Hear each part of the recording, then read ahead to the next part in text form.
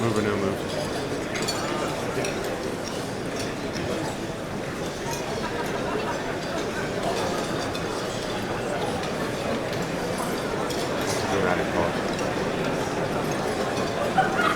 Everybody, please find a seat. Thank you.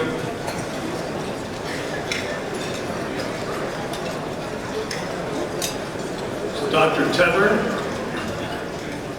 distinguished guests, ladies and gentlemen, it is for me an extraordinary privilege to introduce our distinguished guest. And believe it or not, the Vice President and I actually have a few things in common.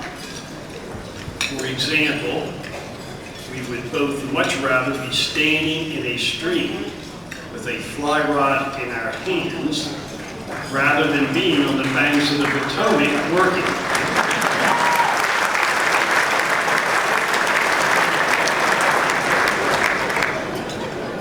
We are also both great fans of DARPA. And we both worked for Donald Rumsfeld. And significantly, at the moment you're not we both lived to tell the tale. President Ronald Reagan famously observed at West Minister in 1982 that if history teaches anything, it teaches that self-delusion in the face of unpleasant facts is folly. And like Ronald Reagan, the Vice President is a stalwart in facing the harsh realities of the world in which we live.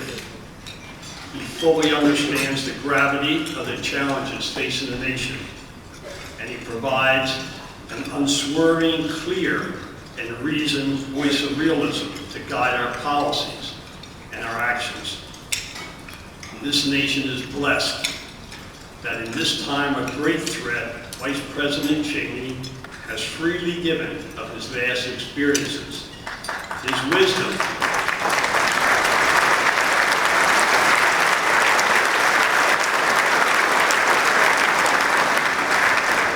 he has freely given of his vast experience, his wisdom, his vision, his leadership, and mainly his steadfast resolve to the defense of our nation and the cause of peace.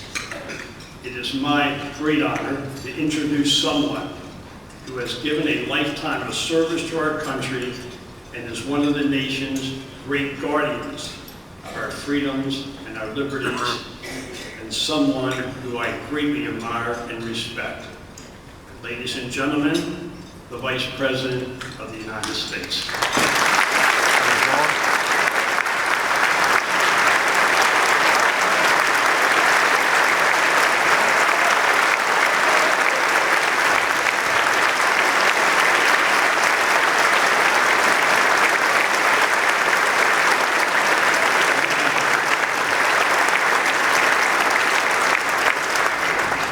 Thank you very much. And, I want to extend a special welcome to those of you who've come from out of town to help us mark the 50th anniversary of DARPA. I'm genuinely pleased to be here, and let me thank especially my friend and colleague, Gordon England, for the introduction, and Dr. Tedder for the invitation to join all of you tonight. I'm in good company this evening with Secretary Don Witter, representatives of the military and industry and alumni of DARPA. Some of you I've known going back to the time I was Secretary of Defense, the good old days when I had real power in this town. It's possible that some of us go back even further to my prior service on the House Intelligence Committee, or even the administration of Gerald Ford when I served as Chief of Staff. In any case, I've always had great respect for DARPA and its people, and I've been closely interested in your mission. As Tony remembers, back in 2001, not long after becoming Vice President, I went out to headquarters for a briefing.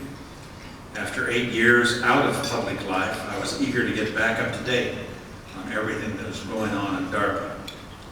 Each time I've met with representatives from DARPA, I've gone away even more deeply impressed by the work and product of this agency. Anyone who seeks the very definition of high intellectual standards, creative energy, and hard, persistent effort will find it at DARPA. It's a huge credit to the Defense Department and to the nation. Every one of you can be proud of your association with DARPA, and tonight I bring congratulations and good wishes from the President of the United States, George W. Bush.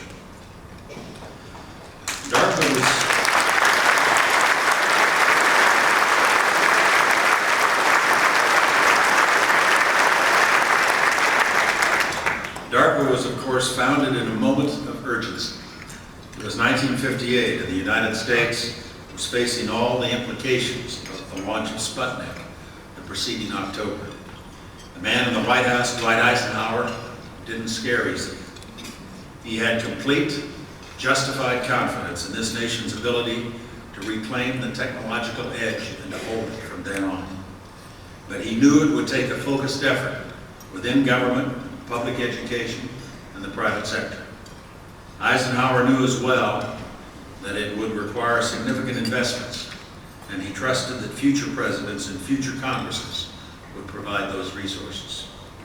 I'm proud to say that DARPA has had many friends in our administration, from the President and myself to Gordon England and two fine leaders at the Pentagon, and Don Rumsfeld and Bob Gates. From the earliest days, it's been the fundamental charge of this agency to make sure that America is never again caught off guard. DARPA's job is to prevent technological surprises and to make sure that the great interventions, the great breakthroughs, and the game-changing technologies are created by us, not by somebody else. And for 50 incredible years, DARPA has kept that charge. This agency brought forth the Saturn V rocket, surveillance satellites, the internet, stealth technology, guided munitions, unmanned aerial vehicles, night vision, and the body armor that's in use today.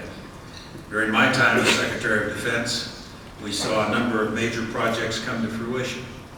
We had the first combat use of stealth technology with the F-117 during Operation Just Cause in '89, and then made extensive use of that aircraft during Desert Storm in the Persian Gulf in 1991. The Gulf War also gave us the first use of the J-STARS command and control aircraft, which allowed us to monitor the movement of enemy forces on the ground hundreds of miles away. Obviously, these aren't the sort of technologies you decide you need and then go to the store to buy them. They took years and years to develop and to bring online. And one of the biggest lessons I learned at the Pentagon is just how much you owe that job to your predecessors and to earlier commanders-in-chief. When the Gulf War was over with, I picked up the telephone and I called former President Ronald Reagan and thanked him for the absolutely essential defense build-out of the 1980s. And I remember feeling tremendous gratitude to former Secretaries of Defense, Democrat and Republican alike, who made sure we had the force we needed in that conflict. Public servants like Frank Carlucci, Cap Weinberger, Harold Brown, and Jim Schlesinger. And Don Rumsfeld too, of course, because he'd been President Ford's Defense Secretary in the mid-70s. As I've reminded Don, this makes him the only man to serve as Secretary of Defense in 2 different centuries.